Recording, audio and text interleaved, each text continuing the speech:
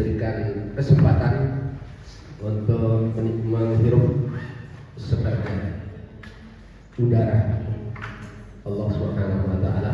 Mudah-mudahan ini senantiasa mengingatkan kita untuk kembali untuk guru-guru yang judulnya kita hari ini adalah membangun budaya apa? Ya, membangun budaya positif. Ya, setelah kita melihat dan ini nanti positif dimaksudkan itu nanti pemateri yang selaku instruktur nasional yang akan menjelaskan. Pemateri teori dari Bapak Kepala SMA Negeri 1 Pemenang, kepada beliau disilakan. Mas yang telah memberikan waktu pada kami. Yang terhormat Bapak Ibu Guru, Assalamualaikum warahmatullahi wabarakatuh. Terima kasih Bapak Ibu sudah hadir di ruangan ini dalam rangka kita menyamakan persepsi. Kita harus sama, persepsinya adalah jadi pada kegiatan hari ini kita menyepakati atau menyamakan persepsi membangun budaya positif di SMA 1 Pemenang. Bapak Ibu Guru untuk melaksanakan disiplin positif, disiplin sesuai dengan visi kita. Visi kita adalah menghasilkan lulusan yang berkarakter, cerdas dan berprestasi. Kemudian implementasinya melalui misi. Misinya adalah pertama menghadirkan pembelajaran yang ada di situ, di depan, dan IPA sesuai dengan agama masing-masing. Di sekolah kita ada 3 agama, Islam, Buddha, dan Hindu. Kristen 1 ya, 1 orang. Ada 4 ya. Kemudian sekolah kita untuk mencapai disiplin positif perlu ditunjang oleh sekolah yang nyaman, aman dan menyenangkan, sehingga terjadilah pembelajaran yang enjoy learning atau pembelajaran yang menyenangkan. Maka implementasi di lapangan, Bapak Ibu lihat dari pintu gerbang sebelah kiri sudah ada tulisan Anda memasuki kawasan, hingga nanti budaya positif memungut sampah taruh pada tempatnya itu menjadi budaya kita. Seperti anak-anak kita yang berada di Jepang, itu sangat tinggi dalam hubungannya dengan kebersihan, memungut sampah taruh pada tempatnya, bahkan dipungut kemudian di kantong. Melihat contoh atau peneladanan, teladan dari kita seorang dewasa. Kepala sekolah akan minta Bapak Ibu Guru untuk disiplin masuk tepat waktu, impossible apabila kepala sekolahnya tidak memberi contoh. Renungkan dari hati yang dalam. Percuma kita menghukum anak tiap hari terlambat, kita kasih bisa diterapkan di sekolah kita. Untuk itu, mari pada kesempatan ini saya mengajak untuk kita bersama-sama memulai dari diri kita. Mari kita untuk disiplin waktu. Memang awal-awal disiplin itu sangat berat, perlu dipaksa, tapi lama-lama akan menjadi kebiasaan. Dan sejak 3 hari terakhir ini tanpa dikomando, jam 4 saya pasti terbangun. Begitu terbangun, saya harus paksa untuk sholat tahajud. Baru bisa 3 hari. Ya, minggu yang lalu pada masih tumpang camping, susah bangun. Seperti itu kan? Begitu juga masuk. Memang dia awal-awal susah sekali memanage waktu. Seperti ke sekolah ini, padahal kita sudah prepare dari jam 6. Jam 6 kita habis sholat subuh, kita mandi, pergi nyari. Kalau saya pergi ke beli sarapan ke Teluk Dalam tiap hari, tiap pagi itu 6.30. Kemudian saya usahakan keluar dari pintu gerbang itu jam 7.00. Ya, kadang-kadang telat 5 menit sampai di sekolah 7:15. Perlu adanya disiplin positif, yaitu goalnya adalah dalam rangka menciptakan profil belajar Pancasila. Profil belajar Pancasila di dalamnya ada bergotong royong, mandiri, kreatif, berkepentingan global dan beriman dan bertakwa. Nah, itu diimplementasi di lapangan di sekolah kita apakah sudah berlaku? Yang pertama, beriman dan bertakwa. Sudah berlaku.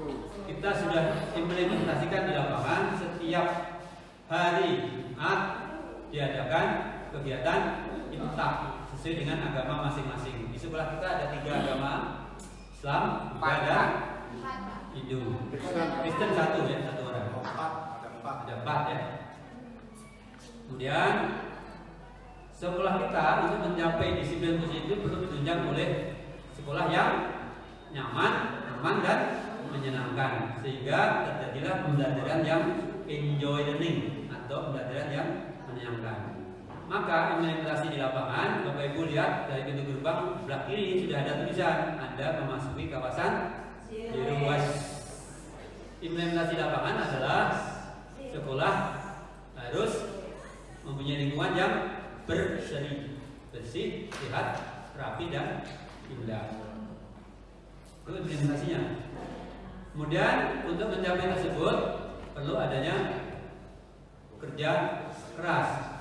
Coba Bapak Ibu perhatikan apakah anak-anak sudah membudaya bagaimana menempatkan sampah pada tempatnya, hingga nanti budaya positif memungut sampah taruh pada tempatnya itu menjadi budaya kita. Seperti anak-anak kita yang belajar di Jepang itu sangat tinggi dalam hubungannya dengan kebersihan, memungut sampah taruh pada tempatnya, bahkan dipungut kemudian di kantong, masuk di kantong celana, baru nanti ditaruh di tempat sampah yang disediakan. Kemudian apa nilai-nilai kebajikan universal? Nilai-nilai kebajikan universal itu Bapak Ibu perlu ini pasti semua akan sepakat. Di situ the 7 essential virtue ya, atau nilai kebajikan universal berikutnya apa? Secara bersama-sama bisa berkomitmen, mempunyai visi yang sama, mempunyai pandangan sama, bagaimana membudayakan disiplin di sekolah. Kita amati aja dari masuk jam pertama.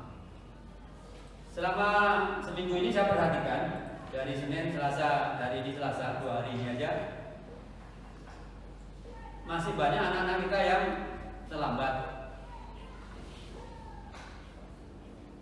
Padahal itu sudah kita lakukan sejak bulan Juli.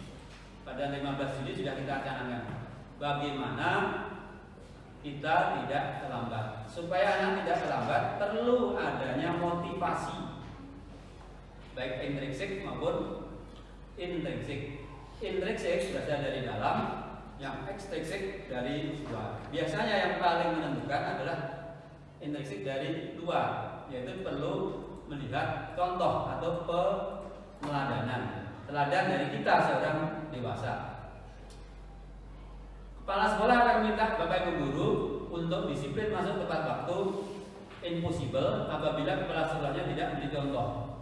Nah, begitu juga Bapak Ibu guru akan mubazir, minta pada anak didik kita untuk tidak terlambat kalau Bapak Ibu terlambat. Mari kita renungkan dari hati yang dalam. Percuma kita menghukum anak tiap hari terlambat, kita kasih catatan, kita kasih hukuman, tapi masih dipertontonkan 678 banyak yang tidak masuk kelas. Nah, itu indikasi bahwa disiplin kita belum memasuki ranah pembudayaan, belum membudaya. Untuk itu pada kesempatan ini selaku pimpinan saya menghimbau, mengajak pada kita semua, termasuk diri saya sendiri, mari kita menghormati waktu. Apa sih susahnya kita masuk sesuai dengan jam, keluar sesuai dengan jam. 7.30 masuk, keluar 8.15 misalnya kalau 1 jam pelajaran. Itu yang masih belum bisa diterapkan di sekolah kita. Untuk itu, mari pada kesempatan ini saya mengajak untuk kita bersama-sama memulai dari diri kita. Mari kita untuk disiplin waktu. Memang awal-awal disiplin itu sangat berat, perlu dipaksa. Tapi lama-lama akan menjadi kebiasaan dan akhirnya menjadi budaya. Contoh yang sederhana, sudah 1 minggu ini saya memaksakan diri berusaha untuk sholat tahajud. Awal-awalnya susah, tapi sejak 3 hari terakhir ini tanpa dikomando, jam 4 saya pasti terbangun. Begitu terbangun, saya harus paksa untuk sholat tahajud. Baru bisa 3 hari. Ya, seminggu yang lalu pada masih tumpang camping, susah bangun. Tapi mulai 3 hari ini sudah menjadi budaya. Begitu jam 4 terbangun, saya paksa untuk sholat tahajud sehingga akan menjadi suatu kebiasaan. Seperti itu, Pak. Begitu juga masuk. Memang dia awal-awal susah sekali memanage waktu. Seperti ke sekolah ini, padahal kita sudah prepare dari jam 6. Jam 6 kita habis sholat subuh, kita mandi, terus kita jalan-jalan kurang 10 menit, kemudian baru mandi, kemudian pergi nyari. Kalau saya pergi ke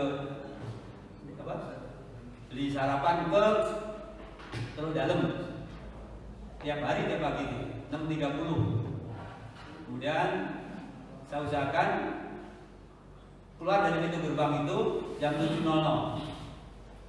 Ya, kadang-kadang telat 5 menit sampai di sekolah 7.10, 7.15. Nah, itu perlu dipaksa Bapak Ibu dalam mengimplementasikan budaya positif. Harus dimulai dari diri kita. Untuk itu pada kesempatan ini saya menghimbau, mengajak Bapak Ibu guru, mari kita memulai dari kita untuk menerapkan disiplin positif. Endingnya nanti kita akan membuat kesepakatan sekolah. Untuk itu Bapak Ibu wali kelas harus mulai setiap kali kelas harus membuat kesepakatan kelas. Perlu disepakati dulu di dalam kelas. Adakah Bapak Ibu yang sudah membuat kali kelas? Sudah. Nah, kalau sudah berarti tinggal mengimplementasikan. Sudah berjalan, mulai berkembang, atau sudah tumbuh, atau masih mimpi. Ya. Jadi itu Bapak Ibu, jadi sepintas hubungannya dengan disiplin. Kita perlu ada 3 motivasi.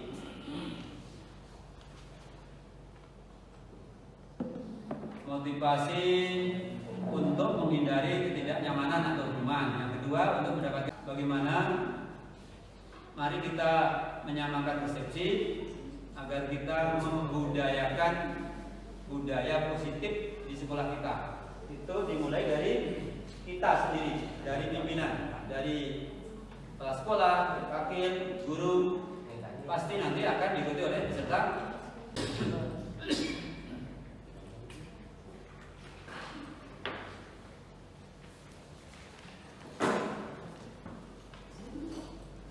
Baik, Bapak Kepala Sekolah yang terhormat, Bapak Ibu guru yang saya hormati. Jadi hari ini kita akan menyamakan persepsi Kemudian untuk membangun budaya positif di SMA Negeri 1 Pemenang berdasarkan teori disiplin positif. Itu ya Bapak Ibu ya.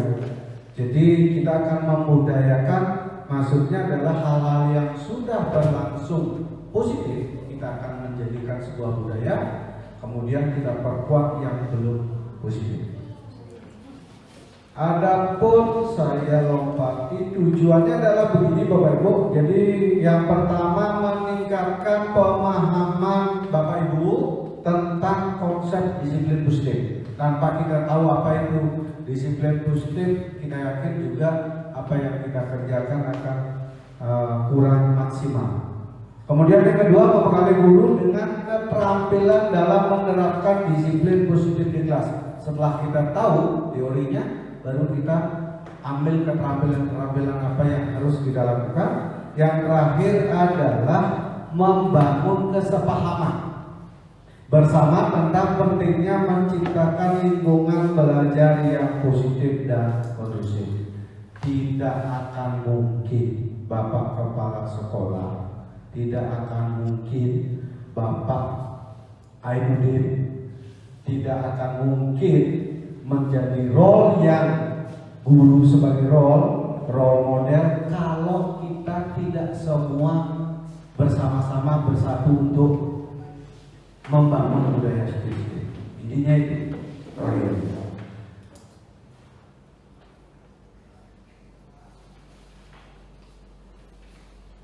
Baik Bapak Ibu, ada 2 kamar. Yang di kiri nomor 1, yang di kanan nomor 1. Maksud saya, Bapak Ibu, saya minta tanggapannya. Situasi mana yang Bapak inginkan terjadi di kelas dan sekolah kita? Berarti 1 orang di sini ya, nanti yang mengasih mimpinya, kemudian 1 orang yang di sini yang di kanan mengasih mimpinya.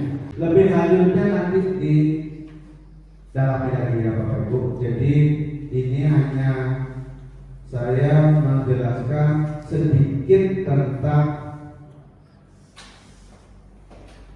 kan Jumat Intak itu adalah akhlak pribadi. Kemudian sholat zuhur itu adalah akhlak. 1, 2, 3, 4, 5, 6, 7, 8, 9, 10, 11, 12, 13, 14, 15, 16, 17, 18, 19, 20, 21, 22, 22 dibagi 4. Ini adalah kelompok yang role model Bapak Ibu ya.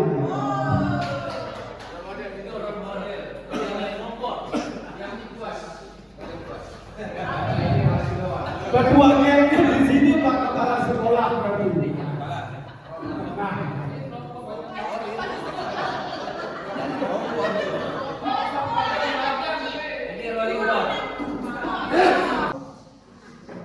Bapak Ibu kalau tidak pakai sendok makan berarti pasti cuci tangan sebelum makan. Itu adalah dilakukan di sekolah. Oke. Kemudian lanjut, silakan.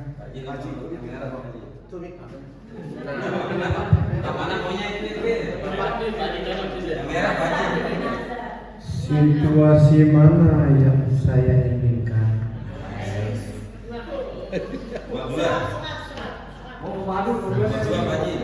Kalau saya secara tugas di PK sering saya lakukan nomor 2, tetapi teori yang nomor 1. Teori nomor 1. Teori nomor 1, tapi yang nomor 2 apa yang sudah dilakukan di sekolah. Oke. Gergetan kita. Nomor 1. Silakan dari ibu-ibu.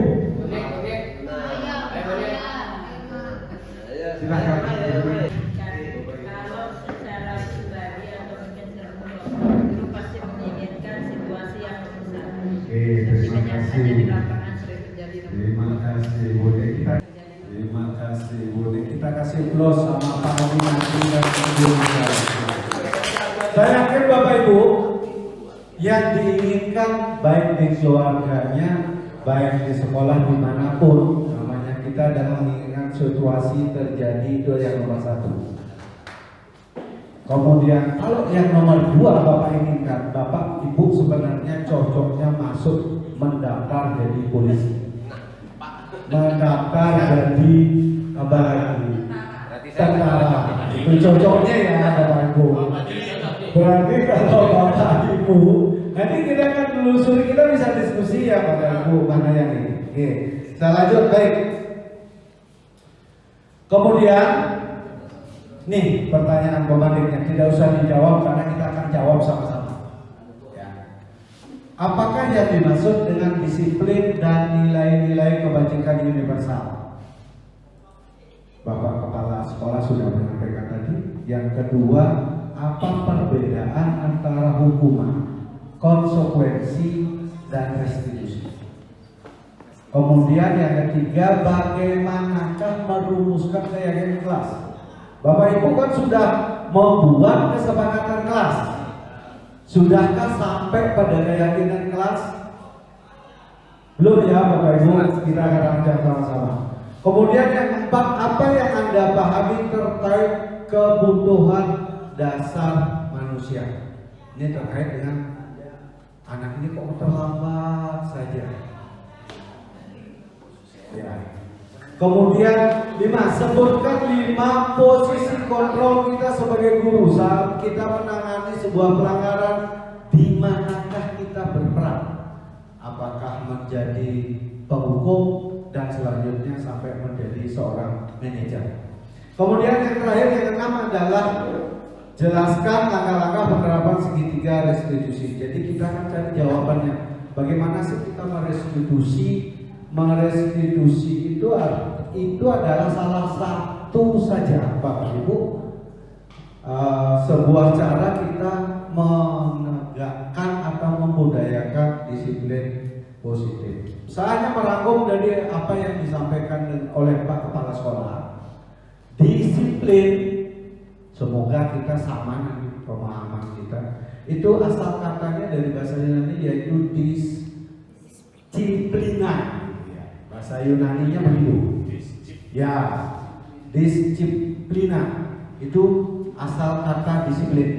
Artinya disiplin itu adalah belajar. Bagus jadi anak namanya. Kayak ya Bapak Ibu. Disiplin itu artinya belajar Bapak Ibu. Gimana sih maksudnya? Nah, belajar bagaimana kita mengontrol diri, itu yang kita disebut dengan disiplin. Bukan berarti selama ini kan Bapak Ibu, saya juga bahwa disiplin itu artinya patuh, taat sama aturan. Disiplin itu artinya adalah belajar bagaimana cara kita kontrol diri, belajar bagaimana menguasai diri untuk memilih tindakan yang mengacu pada nilai-nilai yang kita hargai agar tercapai tujuan mulia yang diinginkan. Tanpa kita belajar mengontrol diri, tanpa kita belajar menguasai diri, tidak akan mungkin kita disiplin Bapak Ibu. Itu ya Bapak Ibu. Baik, izin lanjutkan. Kedua ini tentang berarti hukuman, konsekuensi dan restitusi. Bapak Ibu ya. Kalau hukuman itu punyanya polisi, punyanya penjara, itu hukuman. Kalau hukuman berarti ada benar dan salah Bapak Ibu. Hanya ada dua itu. Kalau orang dihukum karena dia salah, kalau orang tidak salah tidak harus dihukum. Itu. Nah, sekarang kita adalah di dunia pendidikan, bukan kepolisian, bukan tentara. Artinya di sini tugas kita mendidik, berarti kan tidak ada yang salah. Di sekolah ini, di dunia pendidikan itu tidak ada salah. Kenapa? Karena kita di sini belajar. Guru belajar, murid belajar, semua kita belajar. Artinya yang ada hanya kekeliruan yang bisa kita perbaiki. Baik, paling yang gini ya Bapak Ibu, yang paling biasa kita alami. Kalau hukum itu sesuatu yang menyakitkan harus terjadi, dan hukum itu sifatnya tiba-tiba. Datang anak kelaparan, nyapu, itu kan tiba-tiba. Dia tidak tahu apa yang akan dia dapatkan imbalan kalau dia terlambat. Itu hukuman.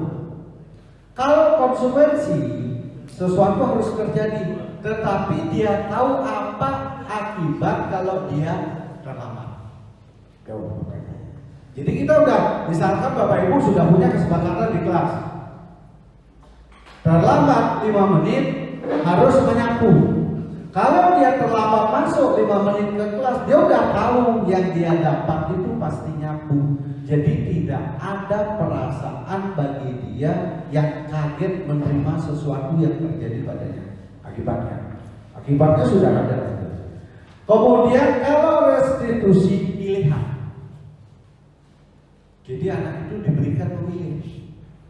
Siapa yang memberikan milih kita? Tapi pilihan itu muncul dari dirinya yang sesuai dengan pelanggaran yang dilakukan. Istilahnya restitusi itu sifatnya menang-menang Bapak Ibu. Itu bedanya. Kalau hukuman menang kalah, konsekuensi cara berpikirnya sama, menang kalah. Kalau restitusi itu adalah menang-menang. Si pelanggar menang, si korban juga menang. Kedua-duanya menang-menang. Itu cara berpikirnya nanti disuruh. Lebih lanjutnya nanti di dalam lagi ya Bapak Ibu. Jadi ini hanya saya menjelaskan sedikit tentang. Nah, ini biasanya yang kita katakan ke murid-murid. Peraturan adalah bla bla bla. Kamu harus bla bla bla berhukum. Kemudian tapi kalau Bapak Ibu melihat murid melanggar, apa peraturan yang sudah kita sepakati udah bergeser Bapak Ibu. Pokoknya kalau kita membentak anak baru melanggar, itu sudah muncul langsung hukuman. Loh, saya kan tidak ada disuruh lagi. Tapi Bapak sudah melakukan hukuman verbal kepada anak murid kita. Verbal, fisik itu juga hukuman Bapak Ibu. Sama dengan anak kita di rumah. Saat dia katakanlah tidur kesiangan, kamu tidur aja kerjanya. Udah, besok nambah lagi Bapak Ibu.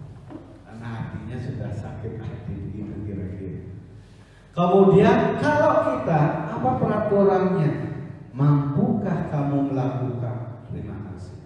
Udah lain.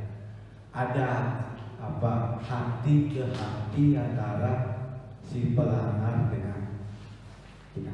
Kemudian kalau restitusi lebih lagi menanya apa yang kamu yakini. Sudah main apa sih yang di kita misalkan di dalam keluarganya Bapak Ibu meyakini apa? Bajikan universal. Misalkan jujur. Misalkan kalau anak itu ngambil uang tanpa permisi, berarti apa keyakinan yang selama ini kita pegang?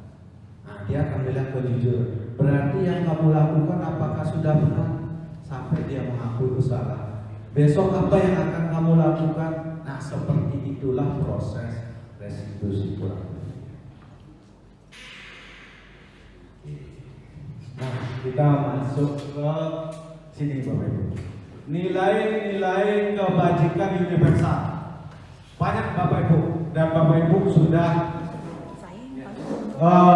memahami ada jujur dan bla bla bla semua, tapi kita fokus pada yang kita sebut dengan profil pelajar Pancasila. Karena itu memang goalnya pendidikan. Nah, cuma yang Bapak Ibu lihat ini adalah dimensi. Jadi boleh bilang saya bilang ini kulitnya Bapak Ibu. Di dalamnya masih ada elemen, ada sub elemen. Itulah yang terpenting di sub elemen Bapak Ibu. Misalkan yang pertama tadi yang sudah disampaikan sama Bapak Kepala Sekolah, beriman, bertakwa kepada Tuhan Yang Maha Esa dan berakhlak mulia. Ini baru dimensi Bapak Ibu. Di dalamnya adalah misalkan berakhlak pribadi. Itu menyangkut yang kita lakukan Jumat Iftar itu adalah akhlak pribadi. Kemudian sholat zuhur itu adalah akhlak pribadi. Nanti juga ada akhlak sosial, ada juga akhlak lingkungan. Seperti tadi yang disampaikan, bagaimana kita membuang sampah, itu adalah akhlak lingkungan. Bagaimana kita menyayangi pohon dan sebagainya.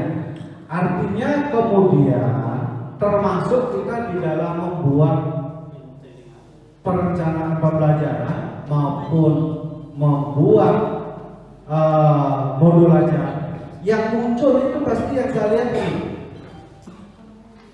Bapak Ibu, dimensinya tidak pernah ada muncul elemennya, apalagi sub elemennya.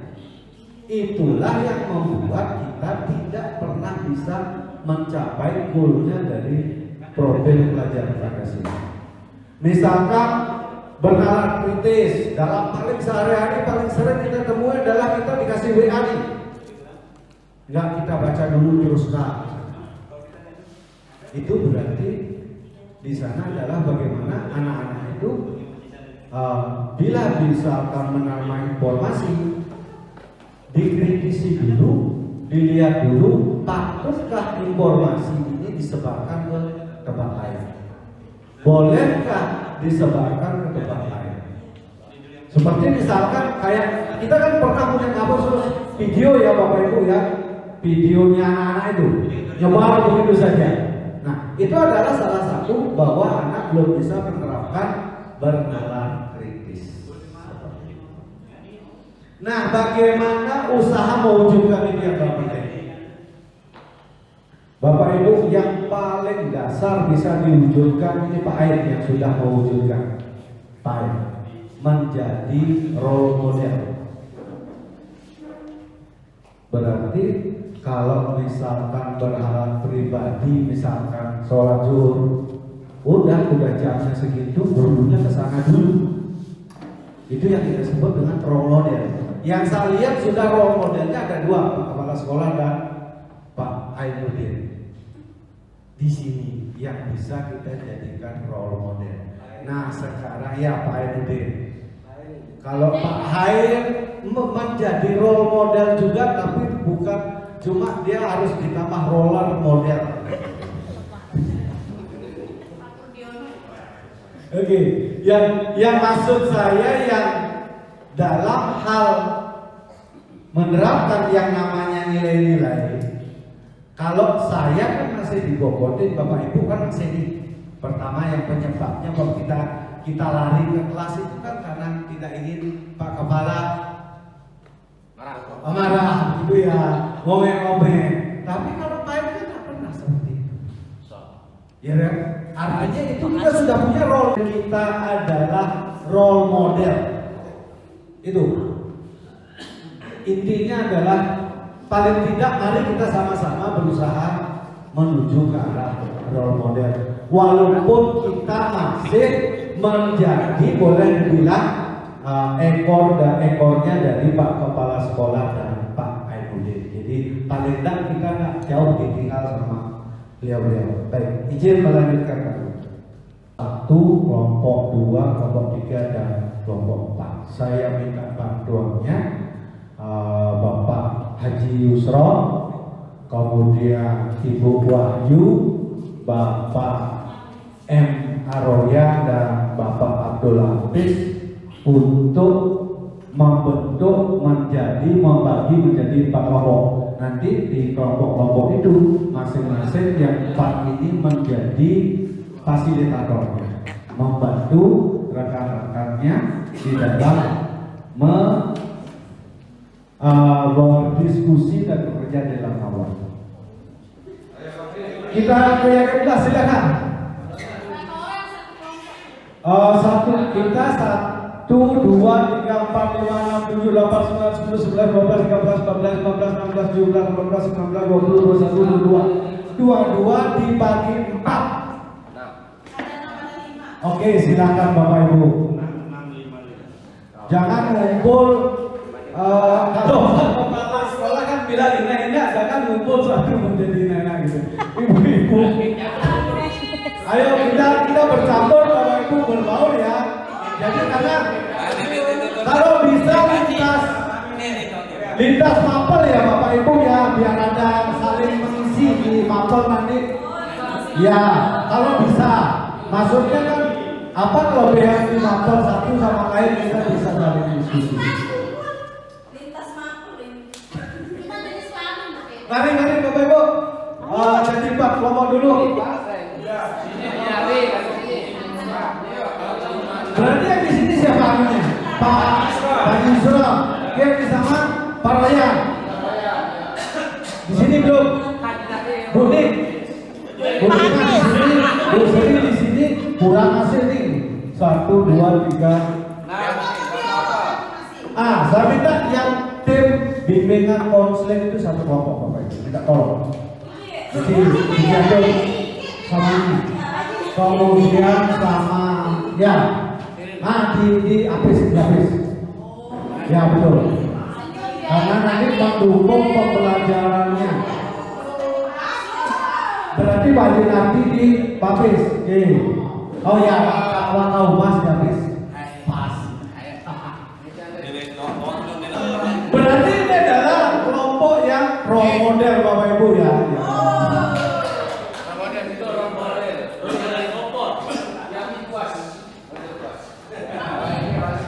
Ketua gengnya di sini Pak Kepala Sekolah berarti.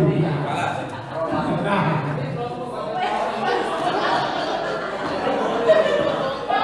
Ayan, turunin nani. Oh ya udah. Udah. Di mana situ ya? Nah gitu ya. Oke. Udah kan. Oke. Karena di sini kan kelompok eksekutif ya Bapak Ibu ya yang ini negosiasi.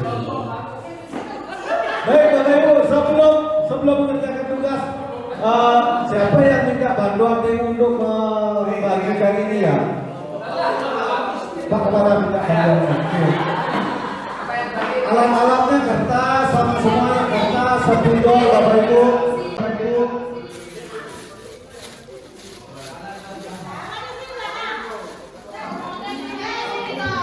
3, 4, 5 ya. 6, 1, 2, 3, 4, 5, 6, 1. Sedikit Bapak Ibu ya tentang keyakinan kelas dan kesepakatan sekelas sebelum Bapak Ibu mengerjakan.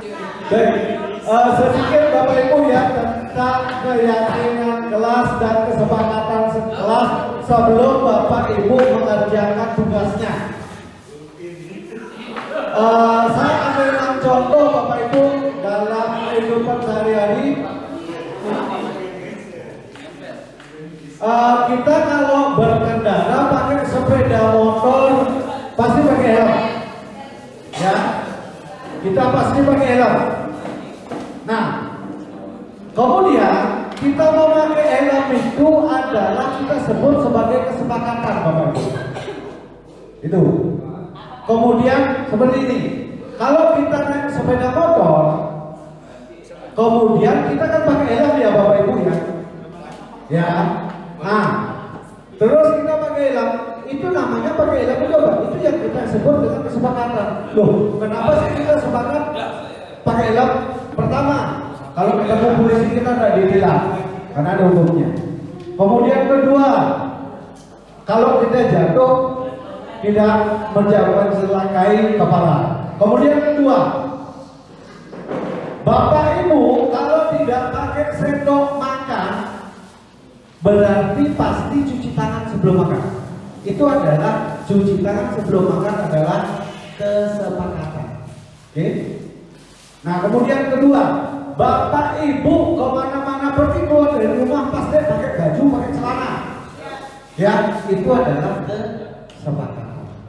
Nah, mana yang keyakinannya Bapak Ibu? Misalnya saya balik gitu. Pakai helm, keyakinannya apa?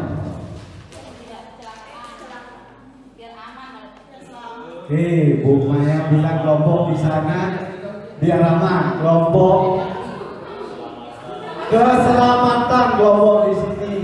Kalau kelompoknya keselamatan, kelompoknya eksekutif, kita pakai helm, itu adalah keselamatan. Nah, kalau keyakinannya apa-apa? Tadi kan kalau kita misalkan pakai helm nih. Nah, kalau kita pakai helm itu kan namanya kesepakatan. Ya. Atau kita kalau misalkan makan tidak pakai sendok, kita kan cuci tangan. Mencuci tangan itu adalah kesepakatan. Nah, keyakinannya apa kalau yang tidak pakai helm di bawah kemana keyakinannya? Ya?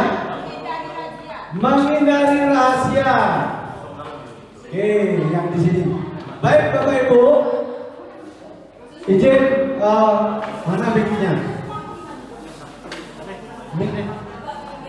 Mana? Oh ya, silakan di kelompok sana mengeksplorasi kenapa keyakinan memakai helm adalah keselamatan. Silakan dari kelompoknya Pak Yusron ya. Terus kelompok 1, berarti sini kelompok 2, ini kelompok 3, kelompok 4. Oke, silakan dieksplorasi. 1 menit ya Pak ya, 1 menit. Silakan. Iya, akan saya beri argumentasi kenapa kelompok kami punya keyakinan bahwa memakai helm itu untuk keselamatan. Dan seperti saudara-saudara ketahui bahwa helm itu dipakai di kepala untuk melindungi kepala, sehingga di sana ada standar nasionalnya. Dan berdasarkan dari kejadian-kejadian kecelakaan yang terjadi, apabila terjadi kecelakaan yang pakai helm dan tidak pakai helm, maka kemungkinan yang tidak pakai helm itu banyak yang tidak selamat parah. Minimal itu adalah cedera otak atau gegar otak. Sedangkan yang pakai helm, karena helm melindungi benturan langsung terhadap benda keras, maka inilah yang saya maksud dengan saya selamatkan. Terima kasih. Oke, terima kasih. Baik Bapak Ibu. Jadi yang namanya keyakinan itu atau nilai-nilai kebajikan universal berlaku untuk siapapun, agama apapun, suku bangsa apapun, tidak pernah ada perbedaan. Itu yang kita sebut dengan nilai-nilai kebajikan universal. Walaupun orang punya mobil, walaupun pakai sepeda motor, kalau Pak Haji tadi bilang, kalau yang namanya keyakinan saat Pak Haji pakai sepeda motor, pasti Pak Haji pakai helm, karena sudah yakin itu adalah keselamatan. Seperti itu. Baik Bapak Ibu, silakan nanti diskusi dalam waktu 5 menit. Di sebelah kirinya itu adalah peraturan Bapak Ibu. Di kiri itu kata-kata peraturan. Kembalikan barang ke tempatnya. Nah, kemudian di sebelah kanan, yang di kiri kan bisa dijadikan kesepakatan ya Bapak Ibu kesepakatan. Nah, yang di kanan Bapak Ibu, tugasnya Bapak Ibu adalah nilai kebajikan mana yang dituju.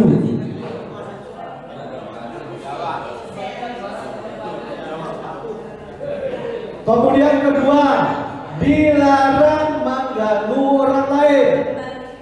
Nah, nilai kebajikan yang dituju apa? Yang dituju apa? Silakan Bapak Ibu. Nanti diskusi dalam waktu 5 menit.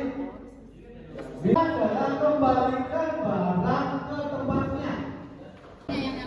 Pakai sendok Bapak Ibu, sehingga nanti dari jauh bisa kelihatan tulisan Bapak Ibu.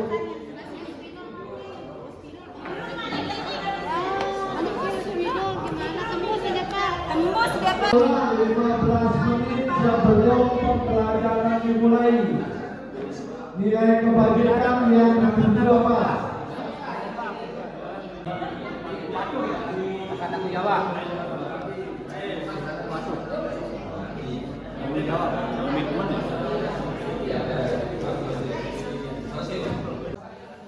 Dilarang menggunakan narkoba, bergantian atau menunggu giliran.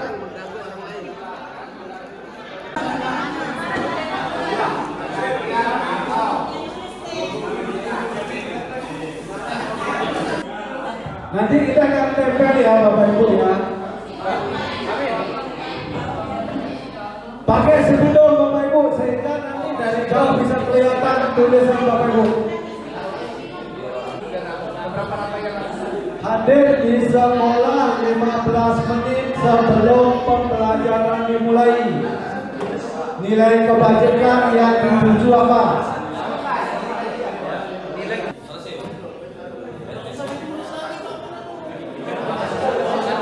Oke, nanti masing-masing kelompok nanti 1 menit akan diberikan waktu untuk presentasi hasilnya.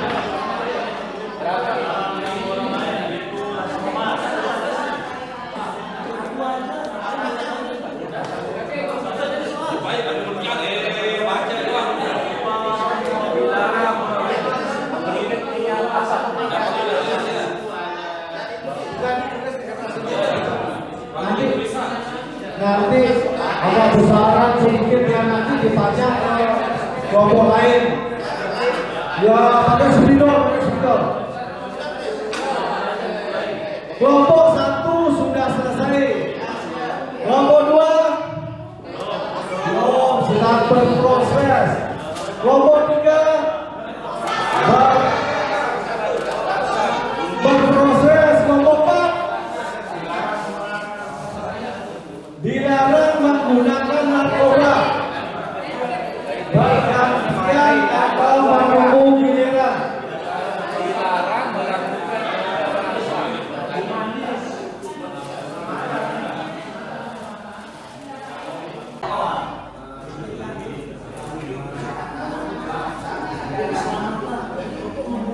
Kelompok 2 sudah silakan ditembak di kanan kirinya. Saya mau dengar yang mana ini? Apa yang menggunakan narkoba, keselamatan untuk kesehatan.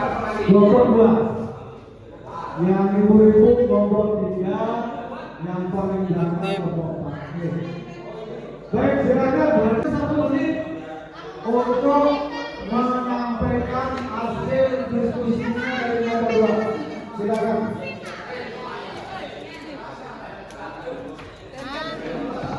Oh ini kita tulis di sini. Tulis tuh. Kita sini lagi di sini. Sini. Nah, itu lagi. Waktunya.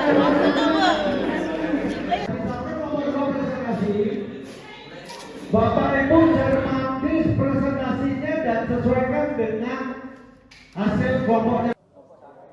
Kelompok 1 yang presentasi, silakan.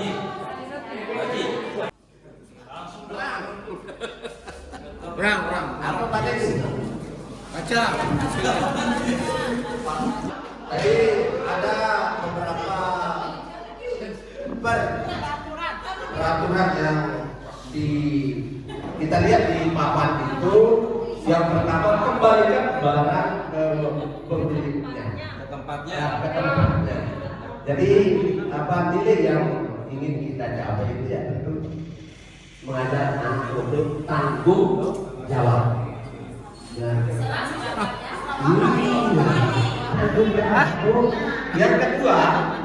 kedua dilarang mengganggu orang lain. Nilainya komitmen. Dua, saling menghormati. Yang kedua nilainya saling Gas. menghormati. Gas. Jangan mengganggu orang lain. Saling menghormati. Baca itu. Yang ketiga hadir di sekolah. Nah ini ya. 15 menit sebelum pembelajaran dimulai. Itu komitmen. Kalau ketangkap sih kepala sekolah. Gas. Ketangkap saya sebagai kepala sekolah tadi. Yang keempat, dilarang melakukan kekerasan, keamanan. Ya, jadi kita harus tetap menjaga keamanan. Dilarang menggunakan narkoba, kesehatan. Coba deh, kalau sehat ya. Kemudian bergantian atau menunggu giliran. empati. Empati. Nah, yang ketujuh, dilarang merokok. Tapi dia merokok. Nah, ini. Sengaja mati ya.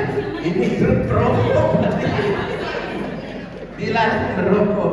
Tujuannya apa? Untuk kesehatan dan menghormati orang lain supaya ibu-ibu yang hamil tidak terganggu. Janinnya. Solusinya nanti apa Pak Kepala? Buatkan tempat khusus merokok.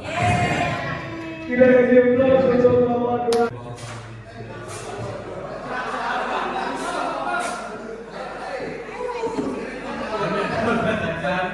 Hasil diskusi kami dari kelompok 2 yang diketuai oleh Pak Patriarsa. Baik, untuk nomor 1, nilai kebajikan yang dituju adalah komitmen. Iya tidak? Yang nomor 2, rasa hormat.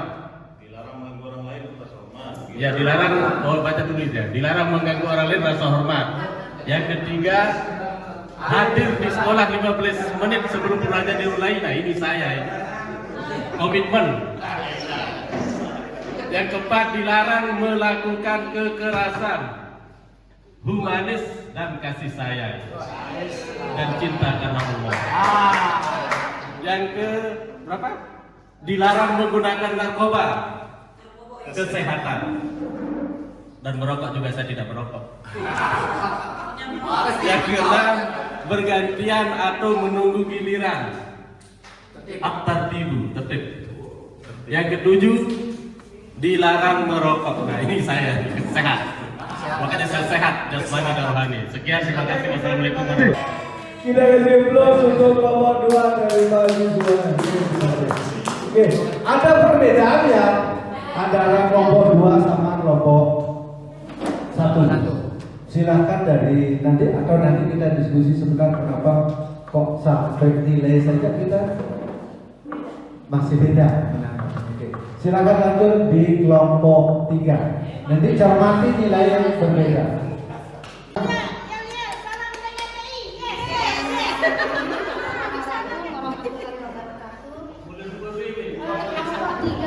Memaparkan hasil diskusi kita terkait dengan peraturan yang seringkali kita temukan di lingkungan kita ya. Yang pertama, kembalikan barang ke tempatnya. Kita sudah mensepakati nilai yang kebajikan yang dituju yaitu bertanggung jawab. Jadi kalau kelompok 1 berkomitmen, namun kami adalah orang yang bertanggung jawab di sini ya. Yang kedua, dilarang mengganggu orang lain. Di sini kita mengedepankan nilai kebajikan yaitu saling menghargai atau menghormati, saling menghargai dan saling menghormati orang lain. Kemudian yang ketiga, hadir di sekolah 15 menit sebelum pembelajaran dimulai. Jadi di sini nilainya yaitu nilai disiplin waktu.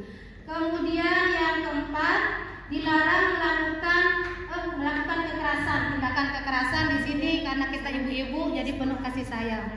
Ya, jadi kasih sayang ini yang kita kedepankan nilai kebajikan. Kemudian yang kelima, dilarang menggunakan narkoba. Di sini muncul kesadaran diri. Jadi mungkin kita ada yang menggunakan, berarti belum sadar kan bahaya dari narkoba. Kemudian yang keenam, bergantian atau menunggu giliran. Di sini sabaran, berarti kesabaran atau komitmen yang dimunculkan untuk nilai kebajikannya. Yang ketujuh, dilarang merokok. Sekali lagi dilarang merokok. Bapak-bapak, kami kelompok 3, ibu-ibu. Jadi nilai kebajikan yang dituju di sini menghormati orang lain, saling menghormati. Itu nilai yang kami munculkan. Bukan kesehatan lagi, itu sudah level yang lain ya Pak ya. Jadi mungkin itu aja pemaparan dari kelompok 3.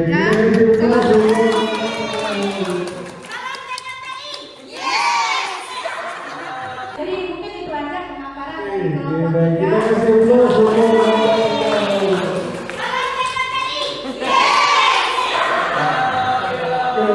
Luar biasa kelompok 3 Bapak Ibu. Masa kelompok 4 di kanan Bapak Ibu. Oke, silakan. Akbar. Kelompok 4, kembalikan barang ke tempatnya, jujur. Yang kedua, dilarang mengganggu orang lain, menghormati. Yang ketiga, hadir di sekolah 15 menit sebelum pembelajaran dimulai, disiplin. Yang berikutnya, dilarang melakukan kekerasan, kasih sayang. Yang kelima, dilarang menggunakan narkoba, keselamatan atau kesehatan. Kemudian yang keenam, bergantian atau menunggu giliran, tertib. Dan yang terakhir, dilarang merokok, kesehatan. Terima kasih. Baik, kita kasih aplaus untuk Bapak. Jadi yang paling dari keempat kelompok kayaknya dilarang merokok ini kayaknya sepertinya menjadi warning merah ya.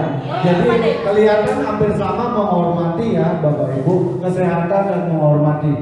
Jadi kemudian hadir di sekolah 15 menit sebelum pembelajaran dimulai. Apa menurut Bapak Ibu? Disiplin Bapak Ibu. Jadi kalau kita jadwal jam 7.30, yang namanya orang hadir tepat waktu itu pasti sebelum itu dianggap hadir tepat waktu. Tapi kalau pembelajaran 7.30 kita datang 7.30 berarti kita sudah disiplin waktu. Berarti 15 menit sebelum 7.30. Semua guru. Semua guru ya Bapak Ibu ya. Ini ya kita serahkan ya. Baik. Ya, berarti tidak ada alasan kalau ada tamu yang datang pagi-pagi pesilat gitu. Jadi sama-sama profesional begitu ya Bapak Ibu, sama-sama mendukung. Jadi kita menjadi sebuah tim, tidak ada yang membelakangi. Lagi satu aja ya izin ya Bapak Ibu. Nih. 5 kebutuhan dasar manusia. Ini yang memang harus kita pahami dasar dari kenapa orang itu berperilaku seperti itu. Apa sih yang menyebabkan seorang anak itu bolos? Apa sih yang menyebabkan seorang anak itu terlambat datang ke sekolah? Termasuk kita. Kenapa sih Pak Mahdi itu terlambat 15 menit datang ke sekolah? Ya. Kemudian ada 5 kebutuhan dasar daripada manusia itu Bapak Ibu. Yang pertama adalah bertahan hidup. Wajib dia makan tidak makan, tidak mungkin Bapak Ibu misalkan lapar sekali dan harus makan, ya harus makan dulu.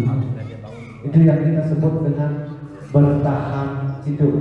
Jadi setiap manusia, bahkan yang lebih rendah pun dari kita, bertahan itu wajib dia penuhi dulu. Tidak ada yang manusia mau mati langsung. Kalau dia adalah manusia.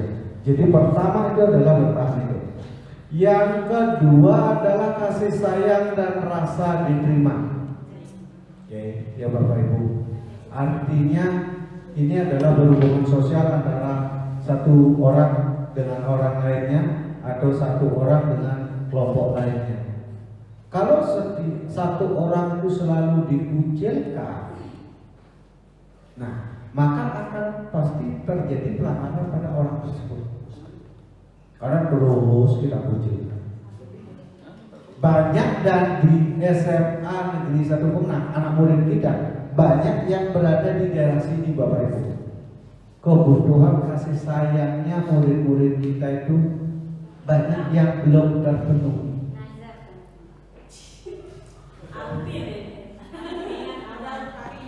Ya. Kemudian kesenangan. Memang kalau dia selalu merasa tertekan dimanapun, berarti ada kebutuhan kesenangan yang harus dia penuhi. Ya dia mau ngusilin orang, yang penting dia bisa senang. Seperti itu. Karena juga jiwanya ingin memenuhi rasa senang. Kalau sudah terpenuhi kebutuhan kesenangan, dia pasti tidak bersuka. Kemudian kebebasan. Anak-anak ini kalau udah jam-jam siang itu tidak mau belajar di kelas. Nah, ya karena memang dia butuh kebebasan, butuh pilihan yang bisa kita sediakan. Tidak bisa kita paksakan sesuai keinginan kita masing-masing, Bapak Ibu. Itu biasanya egonya kita, egonya orang dewasa selalu menerapkan apa maunya kita ke orang kecil.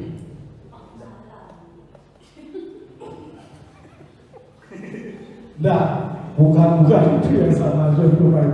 Maksudnya begini, kita kan unik. Setiap satu kepala pasti berbeda, Bapak Ibu. Tak ada yang sama nih. Semua pemikirannya berbeda, keperluannya berbeda, kebutuhan dasarnya beda semua. Kalau Pak Amin, kalau kebutuhan untuk bertahan hidup sudah nggak perlu dipertanyakan lagi. Ya, banyak amplop yang nggak pernah diambil. Ya, numpuk amplopnya di mana-mana. Jadi bertahan hidup kan di mana-mana aja. Jangan pun dia di sekolah bisa. Bapak Ibu kan ini ya. Berarti kan kebutuhan apa? Nanti kita bicaranya mungkin kebutuhan kekuasaan nanti kita bicarakan ya. Baik, kita lanjut itu kebutuhan bebas. Kemudian yang penguasaan yang kita sebut power. Selama ini dia boleh dibilang dibully, selalu direndahkan. Maka suatu saat dia melakukan pelanggaran untuk memenuhi biar dia menunjukkan dirinya bahwa dia mampu. Itu adalah penguasaan, Bapak Ibu. Suatu saat dia membuat sesuatu itu yang dia lakukan, walaupun itu adalah pelanggaran, ingin menunjukkan ke orang-orang bahwa dia juga mampu. Itu yang kita sebut dengan power, penguasaan. Seperti itu. Nah,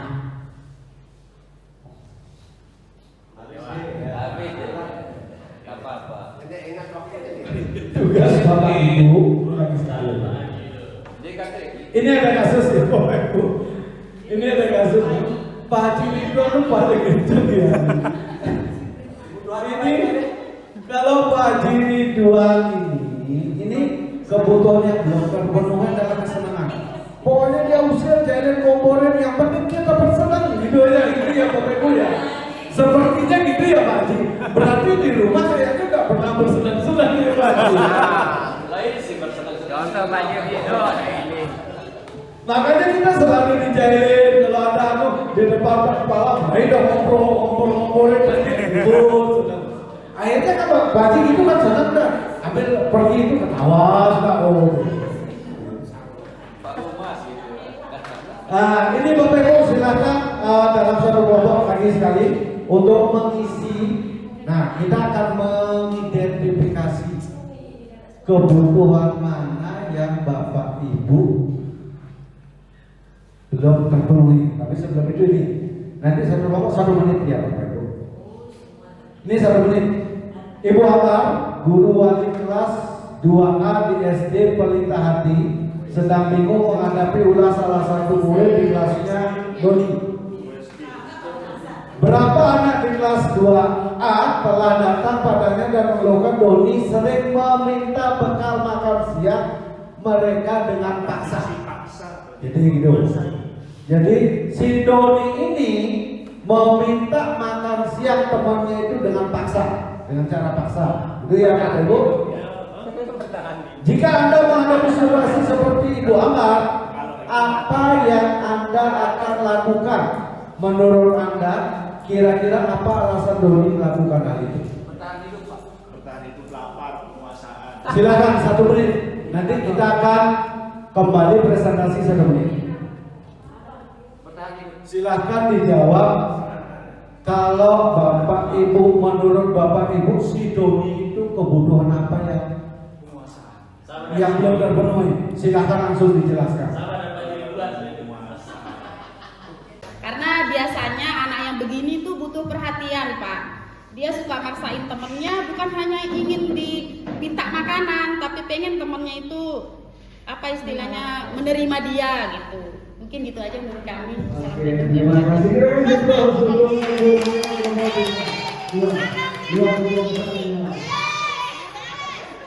Dan Ibu Abang sebaiknya mencari tahu alasannya dia melakukan tindakan tersebut agar mengetahui kebutuhan mana yang sedang berusaha dipenuhi.